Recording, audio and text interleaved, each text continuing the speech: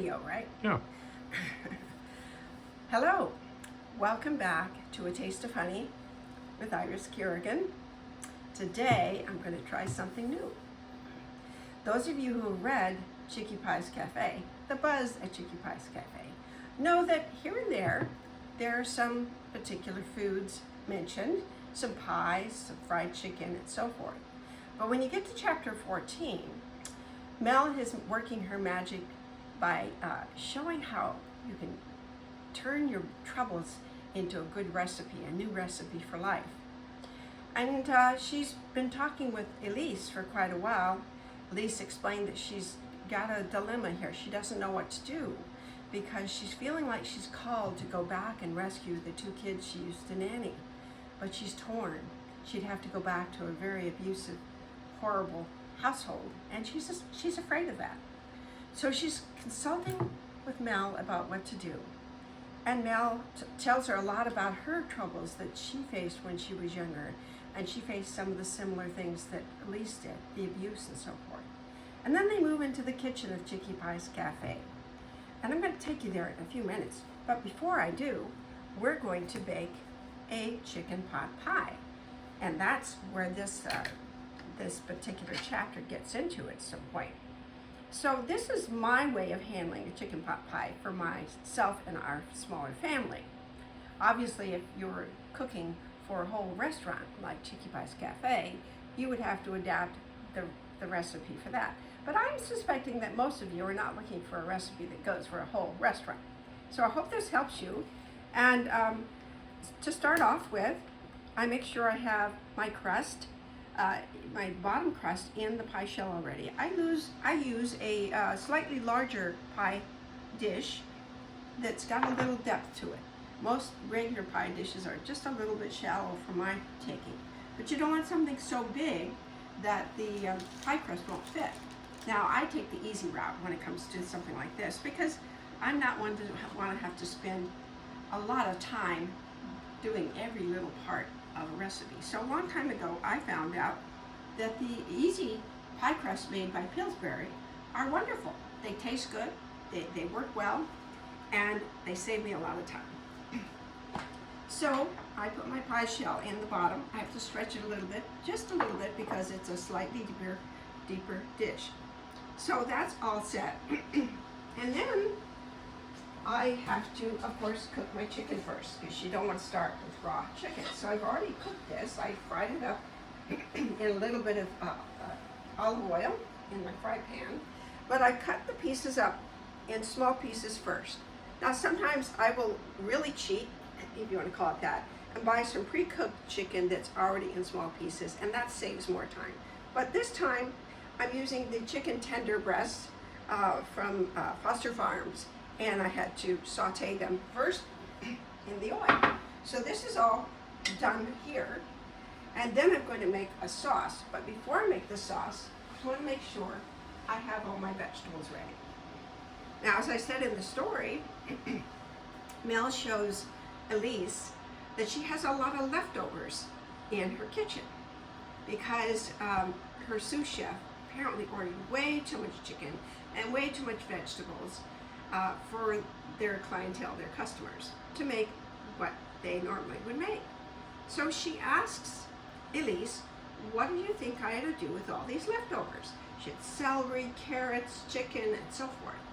And Elise gives it some thought. She said, well, how about chicken pot pie? And Mell thought about it. She said, I think you're onto something. You see, all the pies that were being made at Chicky Pie's up to that point were sweet type pies. Peach pie, lemon meringue pie, apple pie, chocolate cream pie. So she had never really thought to make a savory pie. And I'm going to read that portion just a little bit when you get to it. This is in page 121 of chapter 14. And she is looking at it, and Elise says, I glanced at the chicken, chopped carrots, celery, and peas, and an idea struck. How about chicken pot pie? I suggested. It's always been one of my faves, and you do so well with pies, why not add some savory options to balance out the sweet? Mell says, never thought of that. but I think you may be onto something. Mell tilted her head up, contemplating. Pie crust and a thick, creamy sauce? She considered it for a moment. Yes, that could make the perfect redemptive recipe. Not to mention a delicious way to make use of all that chicken. So I'm going to get back to that in a minute and how that goes. So you see that I've already started cutting up some celery, nice fresh celery. And one of my little tricks so that I get lots of little pieces without too much time, I take the longer stalk and I cut it into lengthwise at the center of it to about 3 portions like this, 4 sometimes depending on how wide it is, after cutting off the ends and stuff, of course. And then I just go through and chop this way on it. And so I get my instant small pieces, and it saves me a little time and a little effort. If anything's left over, I can save it for crunchy snacks with cream cheese and things like that. I think that's probably all I'll need if you take a look for this. Now, I'm going to be adding some mixed vegetables, frozen mixed vegetables that all include some carrots, peas, and corn. And so I just get the whatever your favorite brand is. This happens to be a generic one. And I don't really like to use a lot of the green beans in it, so sometimes I sort some of those and take them out. But I do want the carrots and the peas especially. And so I'm going to open this. But this is going to go into the sauce. But it just happens that since I normally like to add a few extra carrots, fresh carrots that I cooked, and it just happens that I have a little bit left from a dinner just a couple of nights ago that are already pre-cooked. So I'm going to take advantage of those and just cut them up a little bit more so it matches more, a little bit more like the size in the bag I'm using. And I like to have them a little smaller anyway. This only takes a minute. So I just get these. Doesn't have to be perfect, just a little bit smaller is the main thing.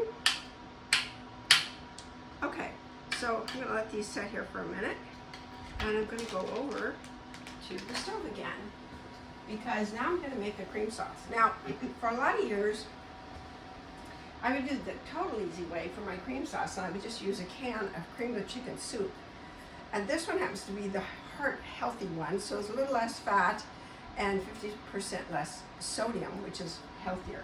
And I'm going to use that as well, but I found that to really get a good creamy sauce, I need to make a white sauce and add it to it. So it's kind of a combination, it's a kind of compromise. Instead of all homemade white sauce, which takes a lot of butter and gets a lot of fat in there, I'm just do a little bit and then I add this. So I save some calories and fat, but get that creaminess that I like to have. So I've already started melting a little bit of butter in here. This is about 2 tablespoons of butter in my pan, see? And it's already starting to melt. And then I have half a cup of milk, and I use the low-fat, lactose-free kind because I have a little problem with milk sometimes, and some of you might too. So what I'm going to do is first put just a little bit of milk in there, and then I'm going to mix with a spoon, here it is, some of the flour, a little bit of flour in here, and a little bit of milk together before I put it in the pan. So I do it a little at a time. I don't pour the whole bit of milk in, and I stir as I add the milk. This is a little tricky. This is probably the trickiest part of this recipe. And the trickiest part is the fact that you don't want to have a little lumpiness going on in your cream sauce. So you got to stir it while the milk is cold. You add the milk and the flour, and again a little bit more at a time. Stir some more, and then in a minute we're going to add it to the pan. But remember, if milk is cold, then it'll be better. Now, to get it kind of transitioned over, I'm going to add a little butter, warm butter, melted butter into this white sauce that I'm making in the cup. I just use a regular coffee cup. I like it because it has a handle like a measuring cup, but you don't have to mess up a lot of measuring cups that way too. Now, take a little bit of this warm butter sauce, put it in here, and again, I'm gonna mix it, hopefully get all the lumps out.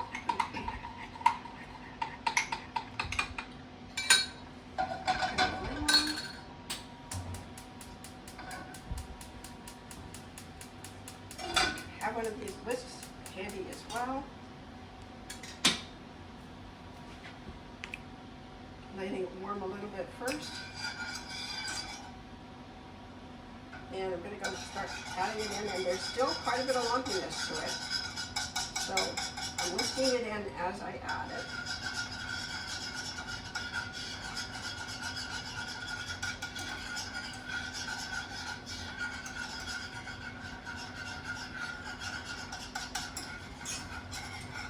I don't want it to get too hot either. Turn it down a little bit. It's getting too thick already, so I'm going to add some milk directly in now.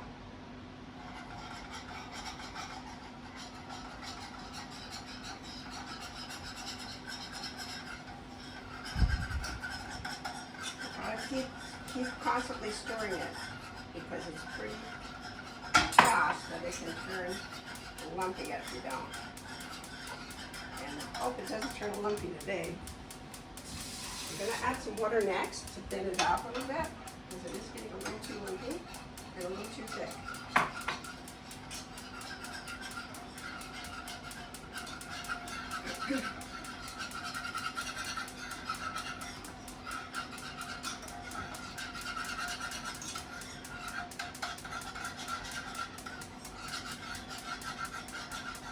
A little bit of garlic, add some flavor, some salt, pepper.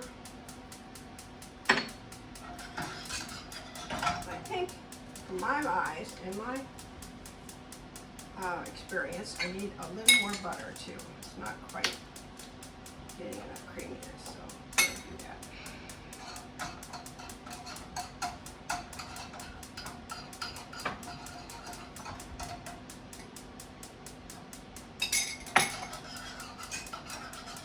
Yeah, that's getting smoother.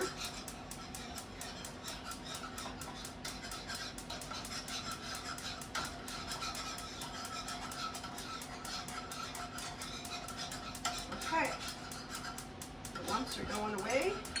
Feel better about it. Add just a little more water to clean it out. And then I'm going to add the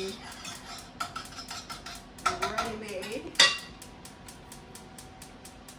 cream of chicken.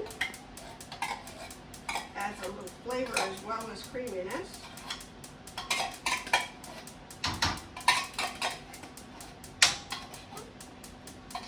So again, whisk it in.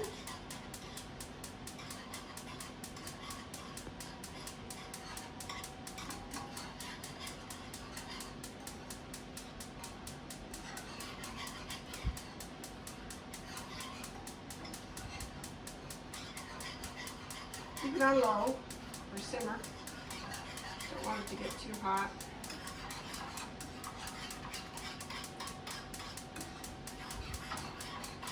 Alright, that looks pretty good. Now I'm going to put the chicken back in there. I may not need as much chicken as I cook, so I'm going to start with this much because I still have to add the vegetables too. I like to pre-cook everything that's going in the pie a little bit before it actually goes in the oven. And I preheated my oven to 400.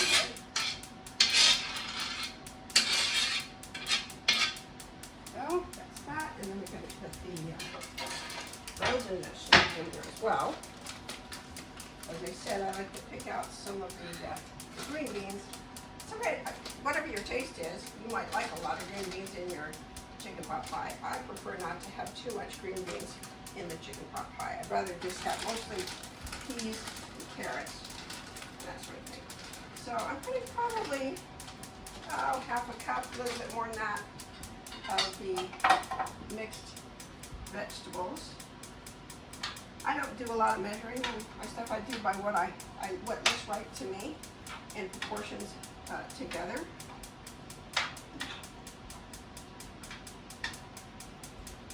All right, that looks pretty good. So I'm just gonna warm it a little bit. It doesn't need the vegetables are really cooked already. I just want to warm it through just a little bit before I put it in the pie shell.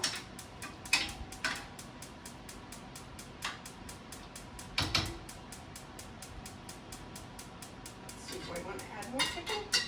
Yeah, maybe just a few more pieces. We'll save this for something else. Some other dish I might want to add chicken to.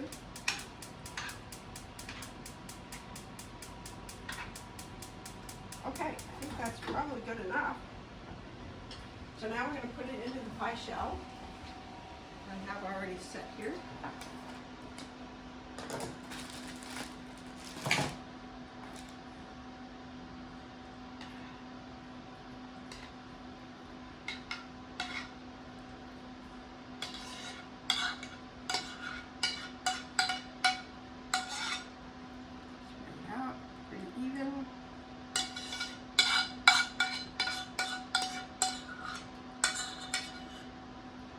Nice thick creamy sauce.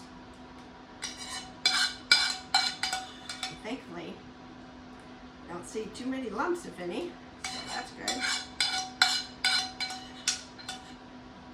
Wouldn't be the first time if there was a few though.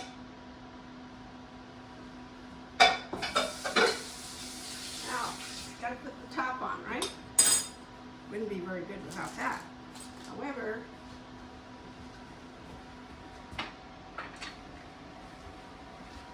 adding just a little bit more butter, a little bit more salt, not much, a little more pepper.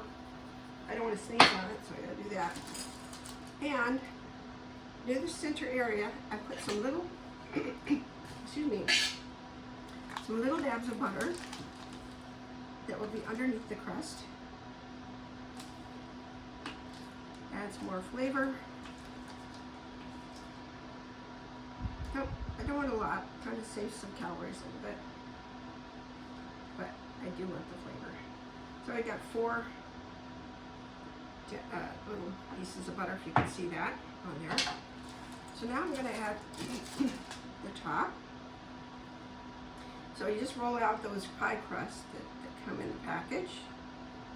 And it's always a good idea, by the way, to, if you're going to do a pie crust, like this kind, so let it sit out on the counter a little while before you start making your pie. Because if it's too cold, it tends to stick, the roll tends to stick to itself. So it's a little harder to roll it out. So I roll it out as equally around there as I can. And then I'm going to pinch it. I'm going to pinch it with my fingers so that it pinches together to the bottom crust. And if you can see how I'm doing that, that's all I'm doing. I'm just kind of pinching it between my thumb and my forefinger. And I turn the pie shell around, pie dish rather. Now, there's going to be some excess underneath each of these. So I get it pinched around, and then I take my sharp knife that I just used for cutting vegetables, and I cut off that messy stuff underneath.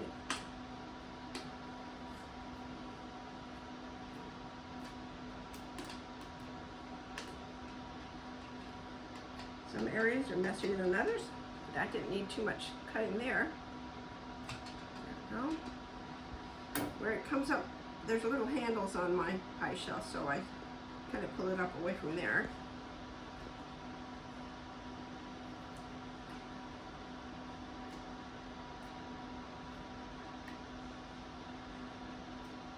So, I want to talk about that story a little bit while I'm doing this. So, as you recall, Mel is asking Elise what she should do with all the leftovers in the kitchen. And Elise comes up with a chicken pot pie.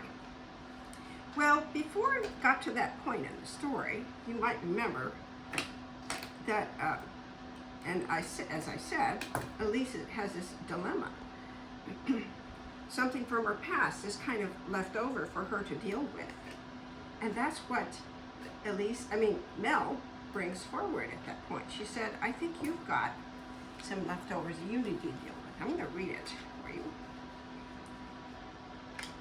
Wiping her hands on her apron, Mell looked at me. Elise, when you left that house of horrors, it was a courageous and smart thing to do. The harm they were causing you was a sin. No doubt about it. No child should have to undergo the physical, mental, and emotional abuse that you did. And no young woman should be repeatedly raped, especially by someone who is supposed to be her protector. Those actions were their sins, not yours. They were destroying you. While you managed to get away, you obviously still have some leftovers to deal with. And I'm not talking about dealing with the recovery of your soul. I'm talking about those kids. From what you've told me, they've been dealt a raw deal with those folks as their parents. I believe God sent you that dream so you can redeem the good that is still there before it becomes garbage too. Before those little ones' spirits are crushed or destroyed. My jaw dropped. Falling back into a chair, I sat stunned at her wise words. She'd stirred together a recipe for my leftover dilemma. Mell, you're amazing. You're right as ever. I have to find a way to go back and rescue Bee and Bobby. Why don't we pray together about it? You know, God's good book of recipes tells us we can always go to Him for wisdom, and somewhere in there it says, taste and see that the Lord is good. I'm pretty certain if we bring this to Him, He'll show you the way to go. And that's how this all ties together. So now I've got my pie shell on there pretty good, but I need to give it a little air. So I'm going to poke a hole in the center, cut a small hole, pull that part out, and then poke some more holes around that so it breathes. And we're ready to go in the oven. Make sure this is not messy down here still a little bit. I think it looks okay. We're ready to go. So I'm going to put it in the oven for about 35 minutes. Keep an eye on it until it gets just a little bit toasty brown. And that should do it. Set my timer. And you won't get to see it when it's done, but I'm going to try to put it on at the tail end of this video. Thanks for coming to A Taste of Honey. Today, I hope you enjoyed seeing a taste of chicken pot pie. Goodbye. Have a good day.